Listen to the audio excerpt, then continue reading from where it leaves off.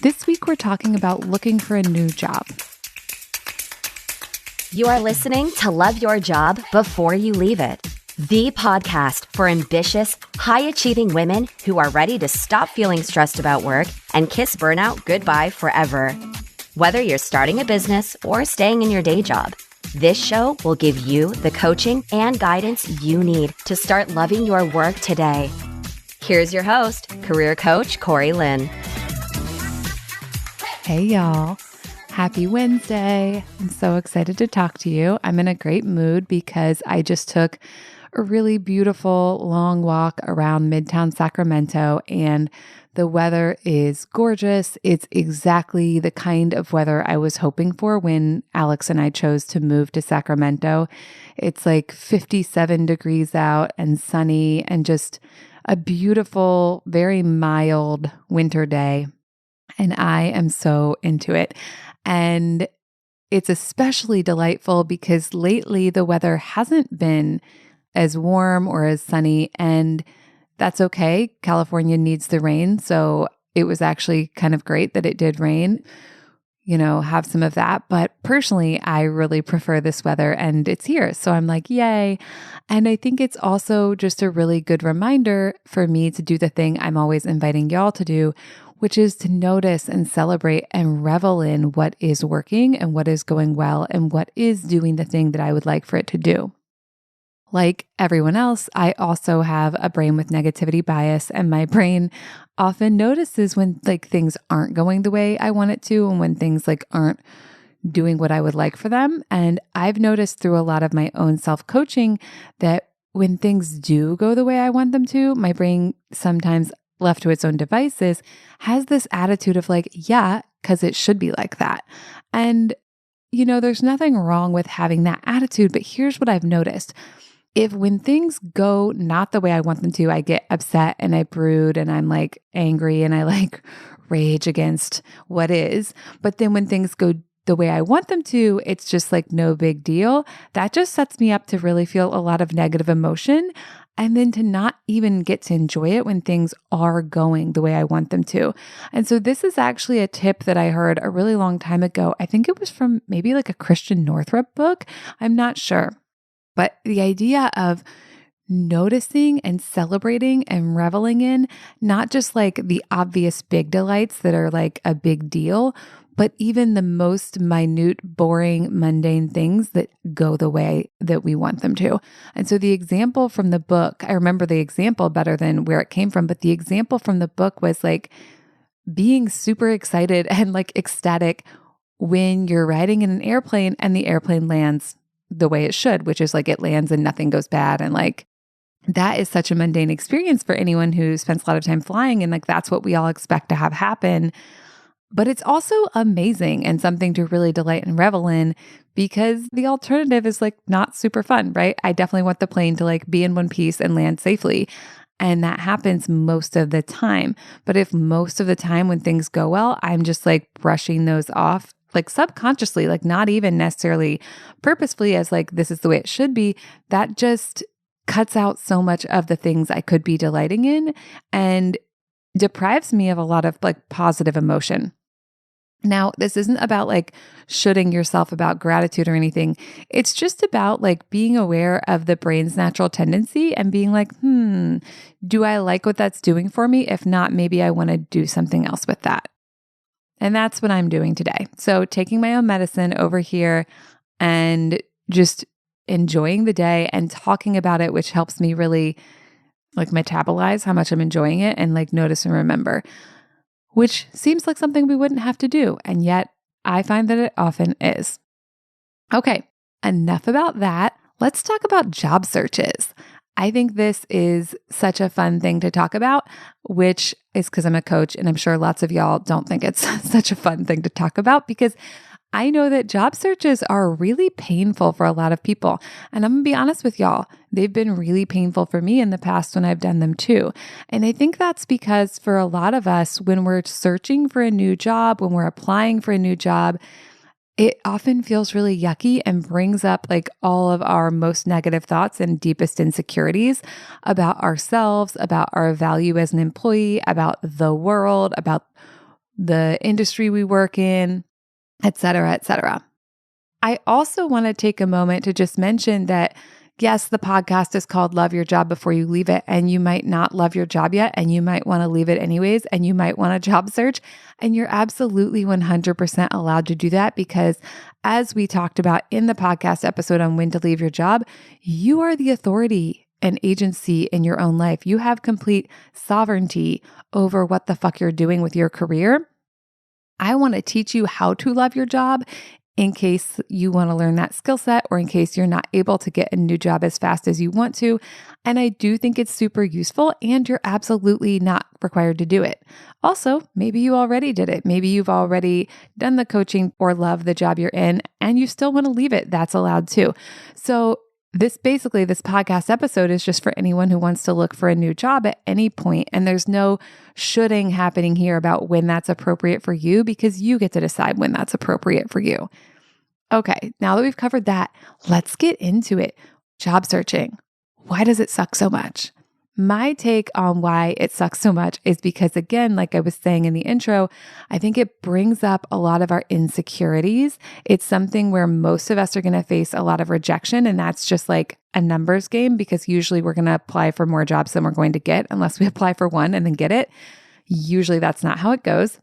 And so we need a lot of resilience, I think, to go through a job search.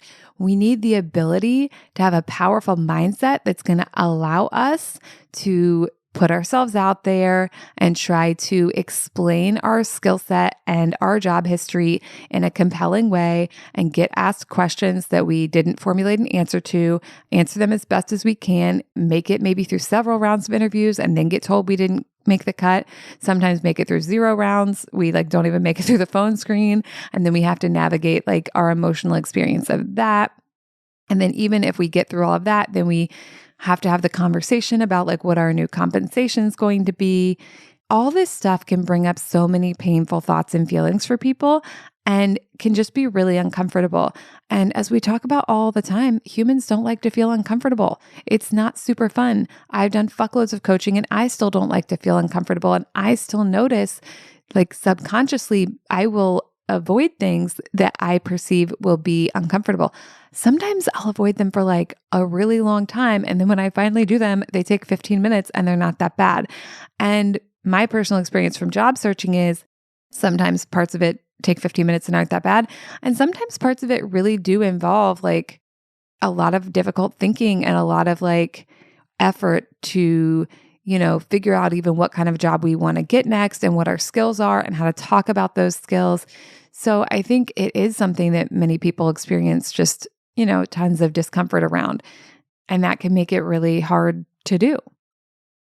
Okay, so now that we've talked about why job searching is so painful for people, what the hell are we going to do about that, right? What am I going to offer you that's going to help you do this task and have a better experience of it? Okay, so I have a few things I want to offer to you. Number one, something I see that a lot of people struggle with during job searching is this idea that they don't know what their skills even are. They don't know what kind of job they could even get. Lots of unknowing, not knowing, confusion. And I would say, I think a lot of people wouldn't characterize it this way, but how I would characterize it is a lot of despair. And that maybe seems like a big word to throw around with job searching, but I'll just claim it for myself. I know that a lot of times when I was job searching, even though I knew I was really smart and I knew I was really effective and I knew I could be good at stuff, I felt so much despair. And I'm melodramatic and I don't mind calling myself that. So I'm yeah, I felt a lot of despair. And it was because I had all these thoughts I don't know how to do this. I'll never figure it out. And it's just for me, it wasn't just the not knowing. It was this it seemed so big. It seemed so much bigger than me. And I would never be able to overcome it. And I think that really lends to despair versus just the low level dread or anxiety or other emotions that are common in this situation. And the thing about despair is I think a lot of times when we're feeling it, it seems even to us the despair is outsized for what we're dealing with.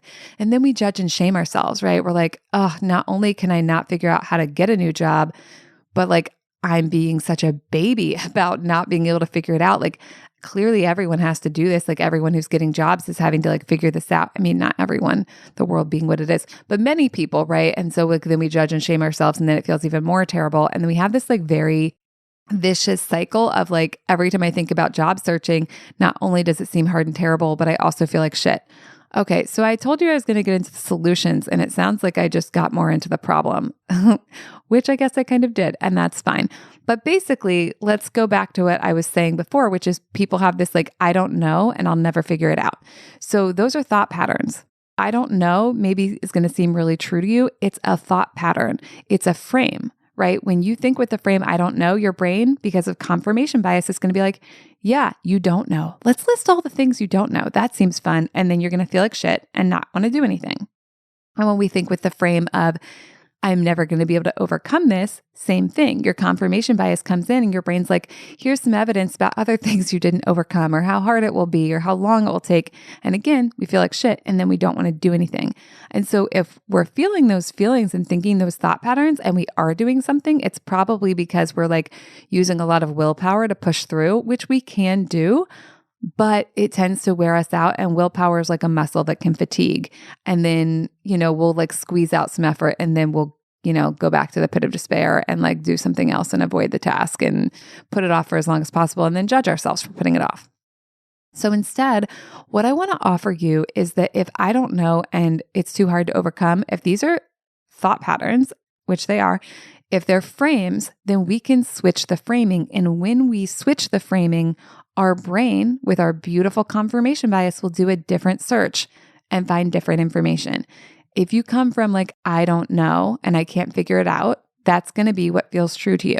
If you come from like, I know some shit and I know how to figure out some shit, that is what will be true for you. Now, I realize that this may sound like a lot of things with coaching like magic, but it's not. It's just framing, right? It's like if I'm looking out one window of my house, I can see one view. If I go look out a different window of my house that's like on a different wall, I can see a different view. Both views are real in that they exist. Neither view is a full view. So we want to ask ourselves, not is the current view I have real, but is it useful? Is it helping me get what I want? And if it's not, is there a different view that could be better? Okay, so the view that I'm going to offer you, the thought pattern that's more useful is like, what if I do know? And what if I can figure it out? What if I do know shit I'm good at? What if I do know some jobs I might be good fit for? What if I do know some things I might like to do? And what if I can figure out the things I don't know? So this is going to help you get out of that like pit of despair place and into like just a little bit of action, a little bit of activity, right? So as an example of what this could look like is, the I don't know place might have you like flopping on the couch and watching Netflix and then feeling shitty and guilty the whole time that you're not doing the job search, versus like the what if I do know and what if I can figure it out might look like, okay, I'm going to set a timer for just 5 minutes and I'm going to write down some things I do know how to do in a workplace. And then I'm going to set a timer for 5 minutes and I'm going to write down some things like I would like to be able to do, even if I don't have the skills to do them now. And maybe that's all you do that day. Right? And then the what if I figure it out energy could be the same thing. Set a timer for 5 minutes and be like, okay, who could help me? Like what resources are available to me? What Google searches could I do?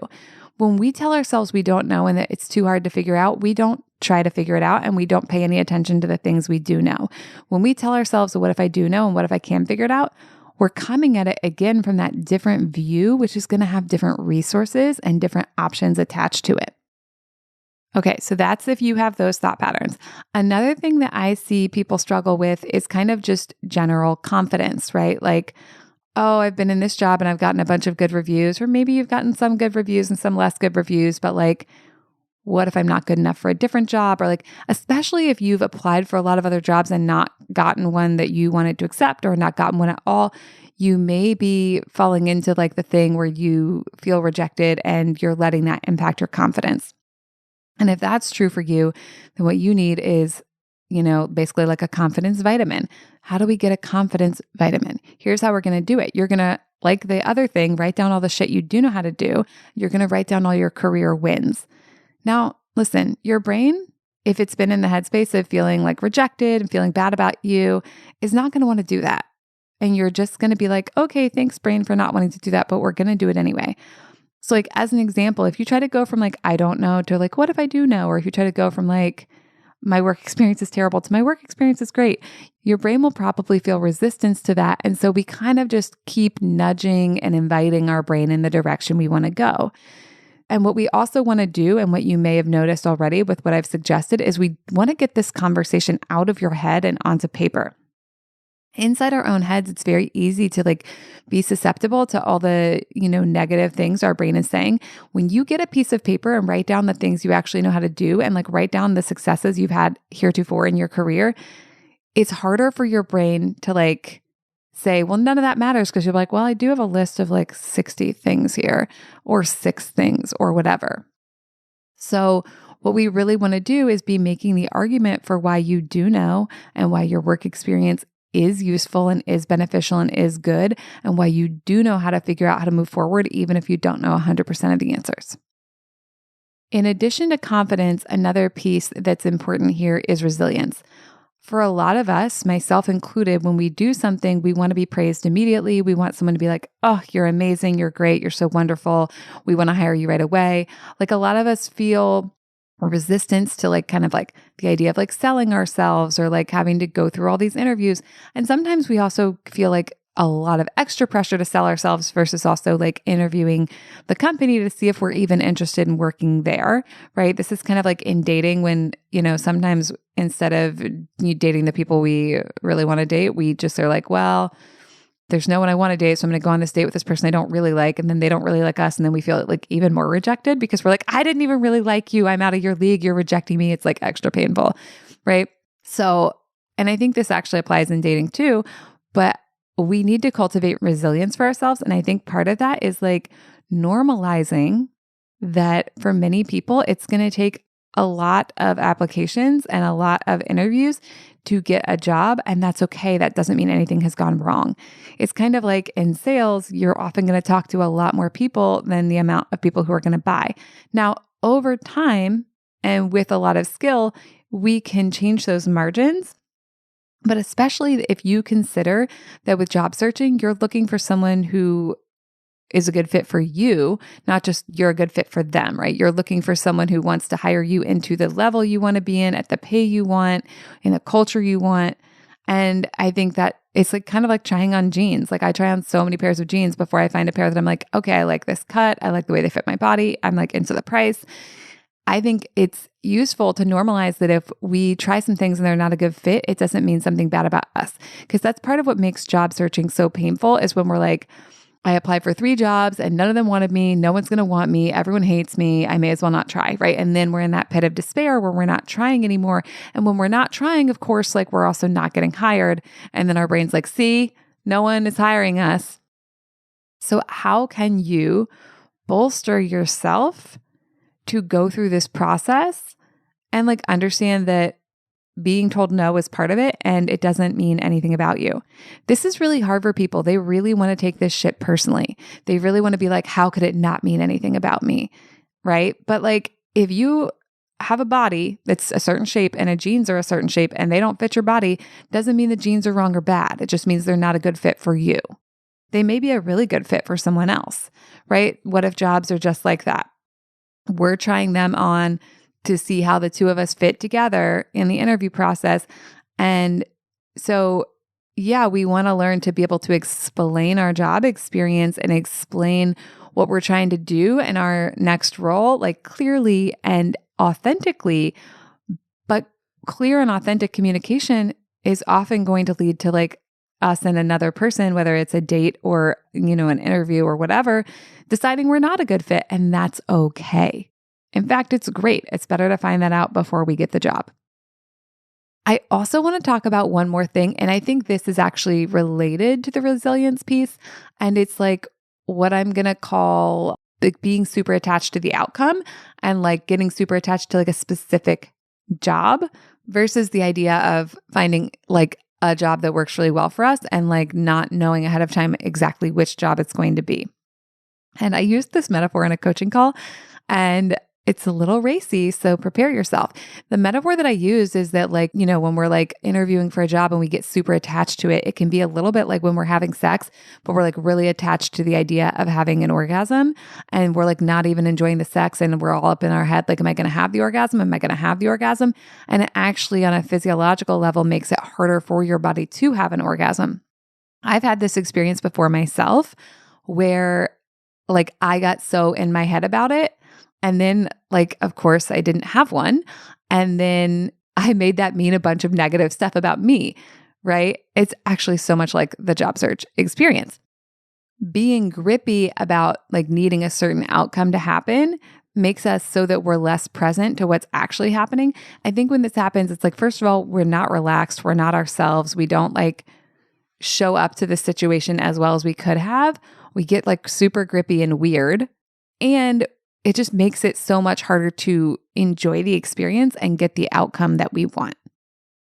So if you're experiencing that, there's nothing wrong with you. Like you're experiencing a very normal human thought pattern and it may not be the most useful one, right? So if you don't want to have that experience of the job search, we need to get a different perspective, a different thought pattern in there. So a perspective that I might use, like if I were job searching, to help me not be grippy and weird and like get too attached to each specific thing is just the idea that I only need one job and it's out there and I don't know which one it is yet. And then so all I need to do in these interviews and in these connections and coffee chats and whatever actions I'm taking to try to get the next job, I just need to show up as myself, right? Be who I am, be prepared, be able and willing to talk about my job history and how I think it, relates to whatever thing I'd like to do next, and be willing to not know which job it's going to be and be willing to like entertain and engage with all the various potential matches, right? Without having to know like, oh, it's going to be this one. I'm all in on this one. Like it can be great to be all in. But I think with job searching in particular, like knowing you want a job is really valuable information. And I've even in interviews, because I have no chill whatsoever, told someone like, hey, I just want to be really clear. I want this job. I actually said that to the hiring manager at my corporate IT job that I got. No chill, Corey. That's me, right? But I also needed to know that if I didn't get offered that job, I was going to keep going and I wasn't going to beat myself up. I mean, I probably would have at that time because that was like before the coaching tools I have now, but that I was going to keep going and that if I didn't get that job, there was going to be another job for me. And I think that that is actually a difficult mindset for a lot of people to step into because they're like, but I don't know. I don't know there's another job. But I think this is one of those examples where you really have to ask yourself, is it more helpful to me to believe that there's a job out there so that I keep going and increase the likelihood that I get that job? Or is it more helpful to me to say that there's not? And it's like weirdly, people always want to make the argument that statistically the terrible thing that they don't want is more likely. I think if you're actively applying to jobs, it's much more likely you're going to get one than that you aren't. But even if you statistically weren't likely, which thought's going to help you do the shit you need to do to get what you want? Especially like the more in my life I'm trying to create things that a lot of people haven't created, the more I lean into thinking thoughts and choosing mindsets that a lot of people wouldn't say are practical. But I don't want practical outcomes in my life. I want like insane, delicious outcomes. And so part of that is me being willing to like step out into the possibility of that and be the first one to believe in it. Not because I know for sure it'll happen, but because of how I show up to my goals when I step into that possibility. Okay, there's one final tip that I'm going to offer you, and it's a storytelling tip from my many years as a creative writer and also from my many, many, many brilliant friends who helped me on my career journey before I found the kind of coaching I use now. These are brilliant women. I'm so grateful for them. And one of them, many of them, I don't even know anymore, told me that part of getting a job is being able to tell the story of why you are an amazing fit for that job, even if you don't have the exact experience they're looking for. And sometimes, especially if you don't have the exact experience they're looking for. And especially for any of you who are trying to like really go up a level or trying to get into a different industry or trying to like, career hop in a way that doesn't make sense. If you want to do that, I firmly believe you can, and that you can take any career history and explain why it's fucking magical for the job you're applying to. But what I want to offer to you is it's on you to do that. It's on you to do the heavy lifting of explaining why your experience is not just relevant, but incredibly useful, because a lot of other people aren't going to do that. A lot of interviewers aren't going to do that. A lot of people who are reviewing resumes aren't going to do that. You may be lucky enough that if you have people you're having coffee with, that some of them have that kind of vision and are willing to lend it to you of oh, if you've done this, you could do that. I definitely had people like that too, who helped me understand my job experience so that I could tell a better story of it. But ultimately, it's up to you to own that. If you want to make a move, it's up to you to pave the way for that. Now, other people may be involved. There's going to be people you're going to tell this story to, and they're going to ask you questions and you're going to answer their questions. But a lot of people are just looking for someone to fill the job that they need. They're just how do I get this job filled? I just need someone to do this stuff. And a lot of them are not necessarily going to be sitting around thinking about how is it possible this person could be amazing for this? Some people might. There are some incredible people out there in recruiting and hiring managers. And if they have amazing vision, great. But what if you take charge of having amazing vision for yourself so that we never have to rely on someone else to have it? And some people, if you have your amazing vision and you tell your amazing story and you tell your narrative of why you're perfect, some people are not going to be on board with that, because some people really want people to have traditional career paths and all that. And they're allowed to be like that because they have free will and we can't stop them.